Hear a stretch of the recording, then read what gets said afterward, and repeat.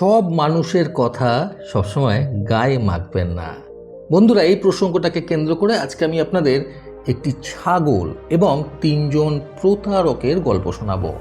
একবার এক সাধু বাবা নিজের কুটির থেকে বেরিয়ে বিভিন্ন গ্রামে ঘুরে ঘুরে নিজের অন্ন জোগাড় করছিলেন। এইভাবে বিভিন্ন গ্রামে ঘুরতে ঘুরতে একটা সময়ের পর তিনি গ্রামের শেষ প্রান্তে একটি কৃষক দম্পতির বাড়িতে গিয়ে পৌঁছালেন। সেই কৃষক দম্পতি দুজনেই ভীষণ ধার্মিক প্রকৃতির মানুষ ছিলেন। ওনাদের অবস্থা খুব একটা ভালো ছিল না আর্থিক দিক থেকে। কৃষক দম্পতি বেশ দরিদ্র প্রকৃতির ছিলেন। তার উপরে কৃষকটি ছিলেন বেশ অসুস্থ কয়েকদিন ধরে, ফলে ঘরে অর্থের অভাব ছিল বেশ ভালোই। কৃষকের বাড়িতে 2টি ছাগল ছিল।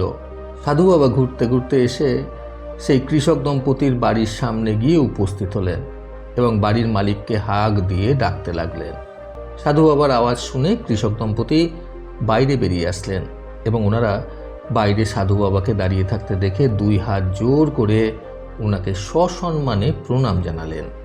সাধু বাবা তাদেরকে আশীর্বাদ করার পর যখন ভিক্ষা হিসেবে কিছু চাইলেন, তখন কৃষক দম্পতির মধ্যে থেকে কৃষকটি সাধু বাবাকে বললেন, বাবা, আমাদের কাছে তো আপনাকে দেওয়ার মতো সেরকম কোনো জিনিস নেই। আমরা খুবই গরিব, কোনো রকমের দিন আনি দিন খাই। আর এখন আমি অসুস্থ হয়ে পড়ায় ঠিকঠাক মতো খেতেও পারছি না যে আপনাকে কিছু খেতে দেব। এই কথা শুনে সাধু বাবা সেখান থেকে চলেই যাচ্ছিলেন। এমন সময় কৃষকের স্ত্রী সাধু বাবাকে দাঁড় করিয়ে দিয়ে বললেন, বাবা, আমাদের কাছে 2টি ছাগল রয়েছে, আপনি আমাদের কাছ থেকে উপহারস্বরূপ একটি ছাগল নিয়ে যান। প্রথম অবস্থায় সাধু বাবা ছাগলটি নিতে আপত্তি জানালেও পরে কৃষক দম্পতির জোড়াজুড়িতে সাধু বাবা সেই ছাগলটিকে নিয়ে আসেন। তারপরে সেই কৃষক দম্পতির বাড়ি থেকে বেরিয়ে সাধু বাবা মনে মনে ভাবতে লাগলেন, এই ছাগলটিকে নিয়ে তিনি কি করবেন। অনেক ভাবনা চিন্তা করার পর তিনি ভাবলেন, ঈশ্বর যখন দূত হিসেবে এই ছাগলটিকে ওনার কাছে পাঠিয়েছেন, তখন এই ছাগলটিকে তিনি আদর যত্ন করে লালন পালন করবেন। এই ভেবে তিনি ছাগলটিকে কাঁধে করে তুলে নিয়ে গ্রামের পথ ধরে এগিয়ে চললেন নিজের কুটিরের দিকে। অপরদিকে রাস্তার একপাশে একটি বট গাছের নিচে বসে আড্ডা দিচ্ছিল গ্রামের 3জন মধ্যবয়সী ছেলে। দূর থেকে ওরা দেখতে পেল যে একজন সাধু বাবা কাঁধে করে একটি ছাগলকে সঙ্গে করে নিয়ে সামনের দিকে এগিয়ে আসছেন। এটা দেখা মাত্রই 3জনে ফোন দিয়ে আটলো যে করেই হোক সাধু বাবার কাছ থেকে ছাগলটাকে আজকে হাতিয়ে নিতে হবে, তাহলে ছাগলের মাংস দিয়ে আজকের রাতের খাবারটা বেশ ভালোভাবে জমিয়ে খাওয়া যাবে। এই ভেবে 3জনে ফন্দি করে একটু দূরত্ব ছেড়ে ছেড়ে 3জনে 3টি জায়গায় গাছের আড়ালে লুকিয়ে পড়ল। এবার সাধু বাবা ওদের কাছে আসতেই প্রথম ছেলেটি রাস্তার সামনে বেরিয়ে এসে সাধু বাবাকে বলল, সাধু বাবা, আমার প্রণাম নেবেন। ছেলেটির কথা শুনে সাধু বাবা ছাগলটিকে কাঁধে করে নিয়ে সেখানেই দাঁড়িয়ে পড়লেন।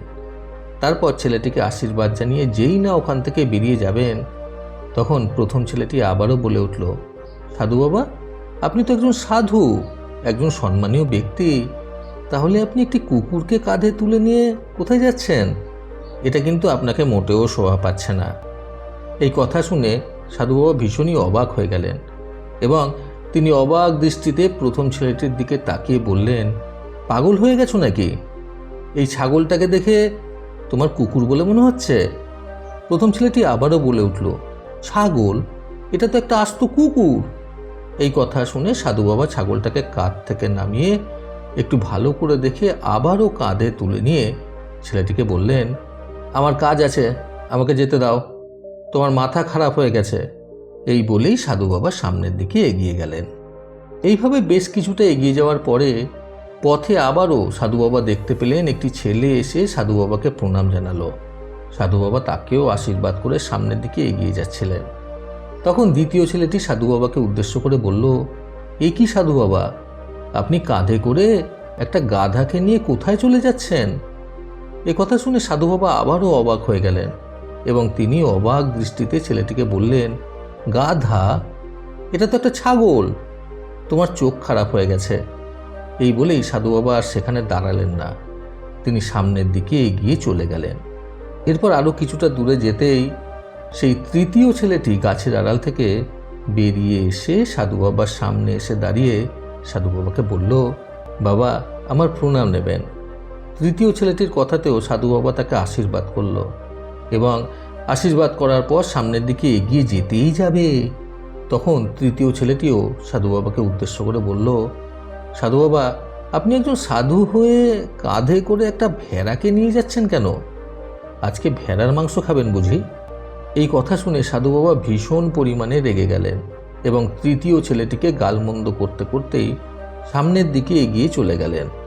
তারপর সামনের দিকে এগিয়ে যেতে যেতে সেই সাধু বাবা ভাবলেন, এই ছাগলটাকে পথে এক একজন এক একটা রূপে দেখতে পাচ্ছে, তাহলে কি আমি আমার ঘাড়ে করে কোনো প্রেতাত্মাকে নিয়ে আসছি?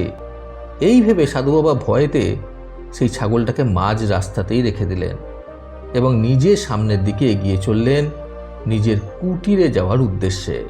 সাধু বাবা ছাগলটাকে যেখানে ছেড়ে রেখে গেলেন সেইখানে এসে সেই তিনজন ছেলে ছাগলটাকে তুলে নিয়ে যায়।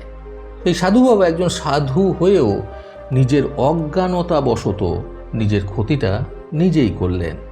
ওনার এটা বোঝা উচিত ছিল যে অন্যের কথায় কর্ণপাত না করে নিজেই সত্যটা যাচাই করে নেওয়া উচিত এবং নিজের ওপরে বিশ্বাস রাখা উচিত।